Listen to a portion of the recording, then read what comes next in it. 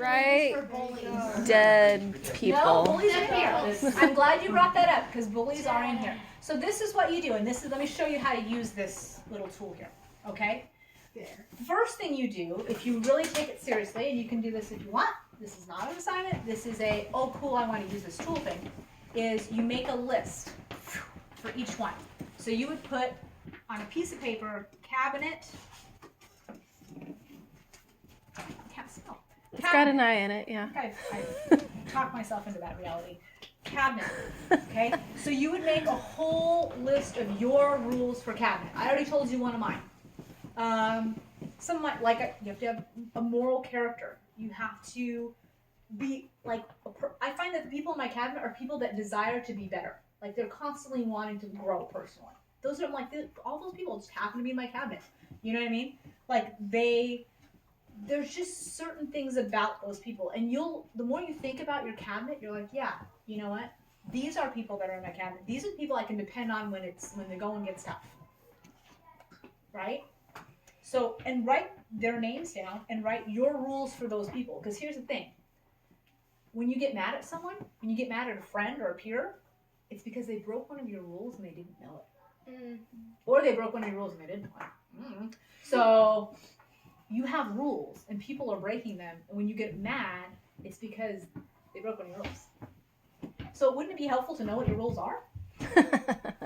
I will tell you in a marriage, because that's a whole nother level. That's in a cabinet situation. If your spouse is not in your cabinet, you may want to rethink that. You have married. Okay. All right. So cabinet. All right. If you'll think back to this one day when you're contemplating marriage, which will be far away from now. When you're thinking about that, you're gonna go, let me plug this person in. If they don't know your rules, share your rules with them. Oh, by the way, maybe you didn't know that lying to me was against my rules, and you're gonna get booted out of the cabinet, but you are. And let me tell you, don't ever do it again. You know what I mean? So it's anyhow, just a thought. Peers, they're gonna have a little bit less rules. They're very close to cabinet. They're gonna have less rules, right? And it's just gonna get looser as you go. Friends, I'm not gonna have that much of a tight rules for friends. Acquaintances, even less. Strangers, I got none. So, you see how this works? So write the rules up for each one. Write the rules up. And if you really want to share this with them, and this is something that happens kind of in my circles when I learned this from my trainer, what he actually did, and I ended up doing it too, because my husband and I were doing this class together, we wrote up our rules, we shared our rules with each other so that we knew how to win, right? And then there's certain things too, there's certain benefits to being in a cabinet. So I won't answer my phone. If I'm in the middle of something, even right now, somebody called, I'm not answering that phone, unless it's a cabinet number.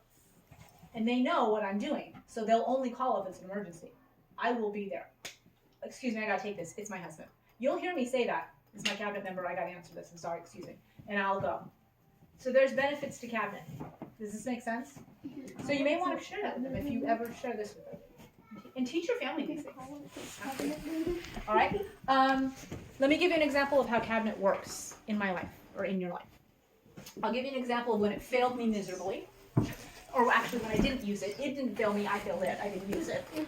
And also too, when I used it and it worked like a champion. I'm like, yes, this is why we learn this stuff. Okay. First, I'll give you the bad example. Let me start with the bad example.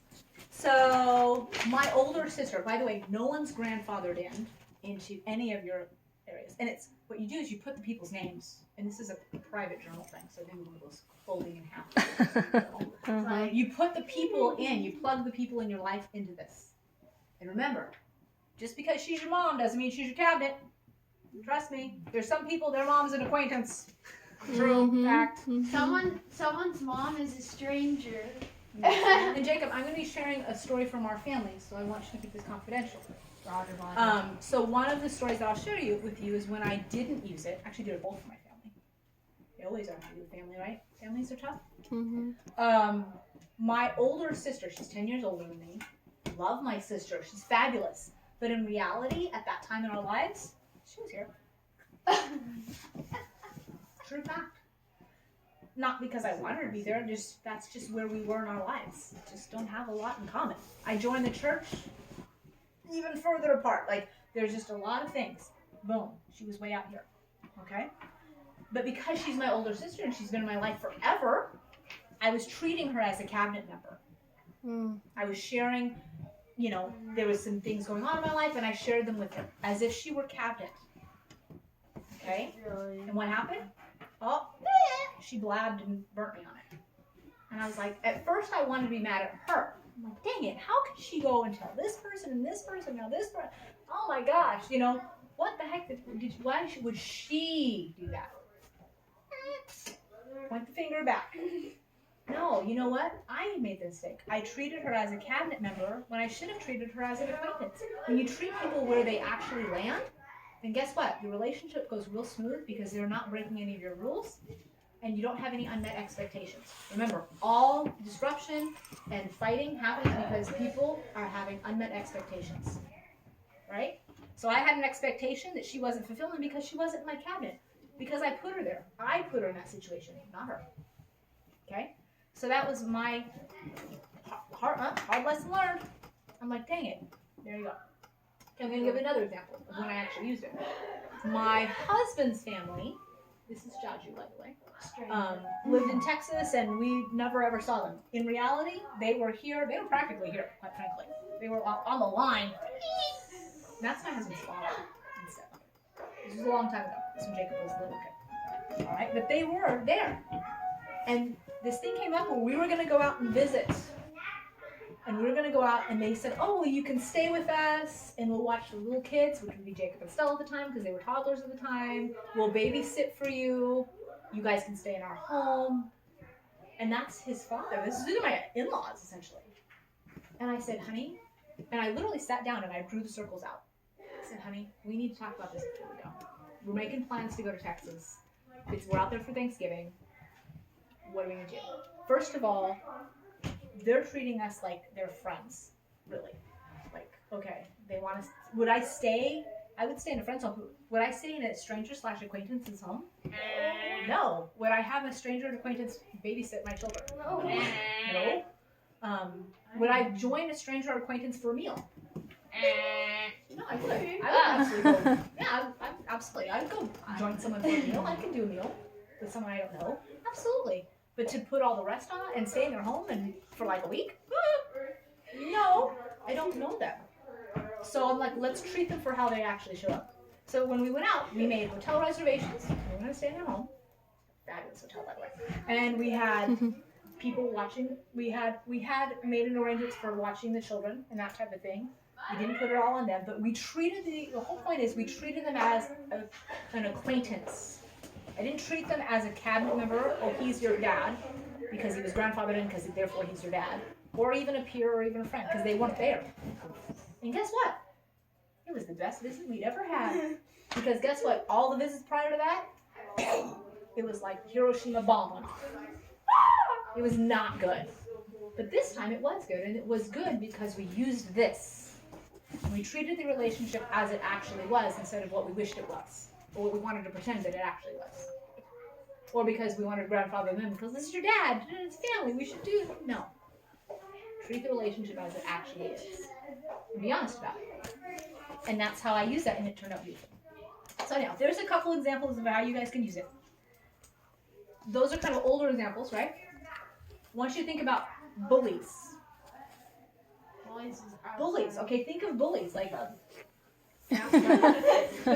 you're hitting on something right then, because a lot of people, where do they give all their energy and time? Where do they put bullies in their life? Give them too much of their. They put them here.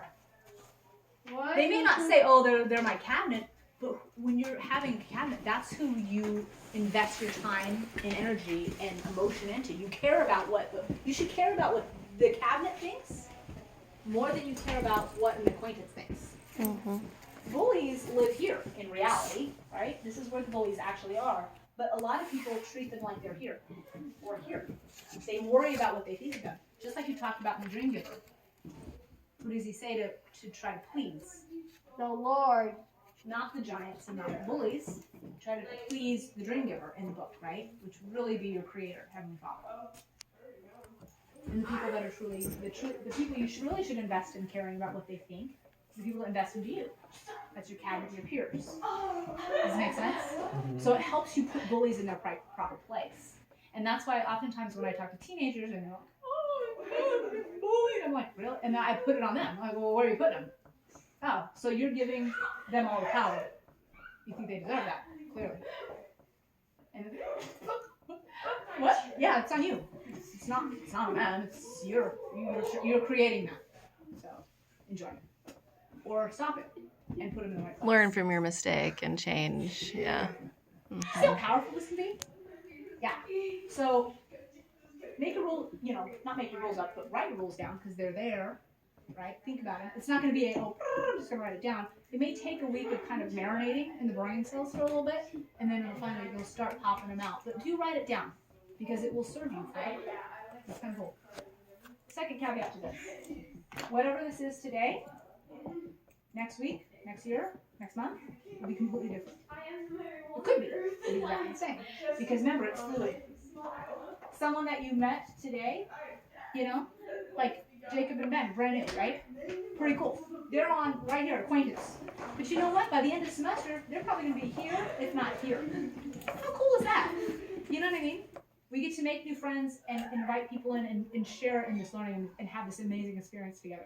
Like, I didn't know any of you guys from Adam, except Jacob, obviously, my son, or Reagan. But it's like we got to know each other in this process, and we get to travel forward towards the center of cabinet and peer in front. So that's cool. So remember, this is fluid, this is moving, and we're all learning from each other.